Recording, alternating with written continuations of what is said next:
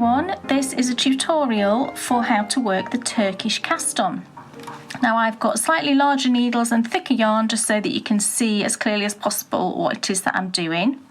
Now I've made a little slip knot, is the first thing I've done, and I'm going to pop that slip knot onto the back needle.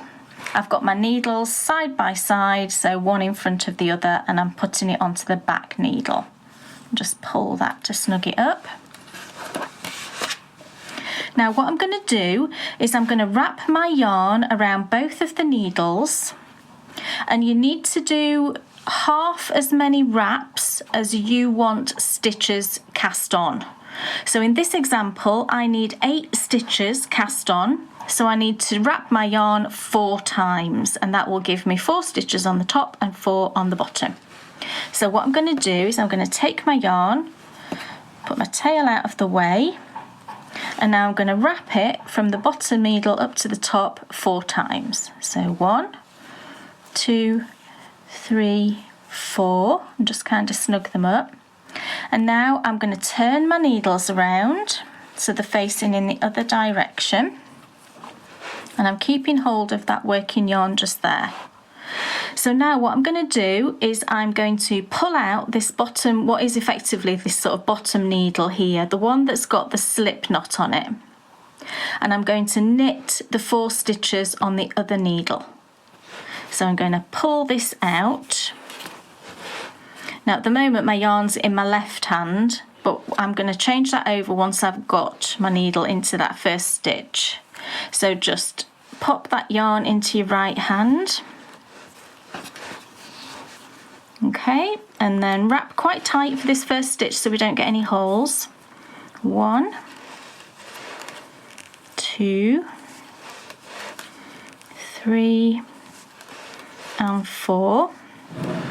So now you can see we've got underneath the cable with the other 4 stitches on and the slip knot. So now I'm going to turn my work again,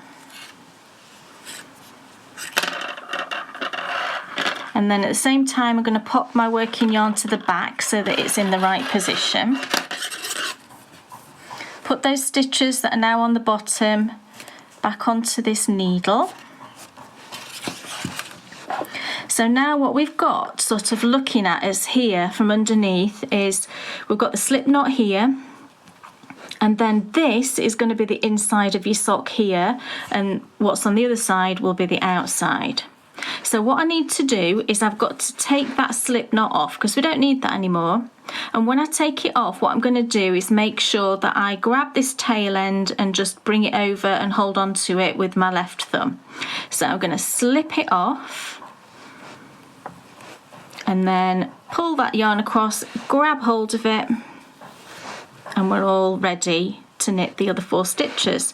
So we've now got these 4 stitches on the front needle. I'm going to pull out what is now the back needle and work those 4 stitches. So what we've done there is we've cast on and then we've worked the first row of the 2 rows that you have to knit as the setup. So that's the 4 stitches there. So you can see what we've got on the underneath is this is what's going to be on the outside of your toe. We've got stocking stitch showing there now. And then if we just turn, ready to work the next row, push those stitches back on that needle. And then what we've got now is your tail end. So that's your working yarn over there. Your tail end is now coming out of the centre of your sock, the inside of your sock, and it's over to the left hand side. So you know when you're working the first couple of rounds that you've completed a round when your tail end is over here on the left. So I'll just work the second round of the setup just so you can see what it looks like when we get to that point. And this is just like normal magic loop knitting now. So you just pull out that back needle, knit those 4 stitches, turn, and you can see now, let me just push this back on. You can see now the tail is now on the right, so I know that I haven't completed a round.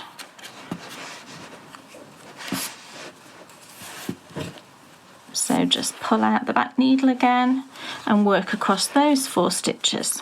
So this now completes the 2-row setup, and I'm ready to start doing the actual toe itself. So if we turn that around again, push that back on the needle, you can see now, that's the working yarn there, the tail is there over on the left hand side coming from the inside of your fabric. If I just push that down, you can see now this is going to be the tip of your toe on the outside. This is the inside of your sock. And now if you wanted to, so that you don't lose track, you can just put a little locking stitch marker on the front there. And then once you've knit a few rounds, you can move it up a little bit.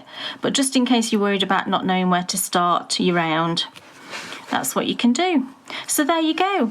That's how you work the Turkish cast on.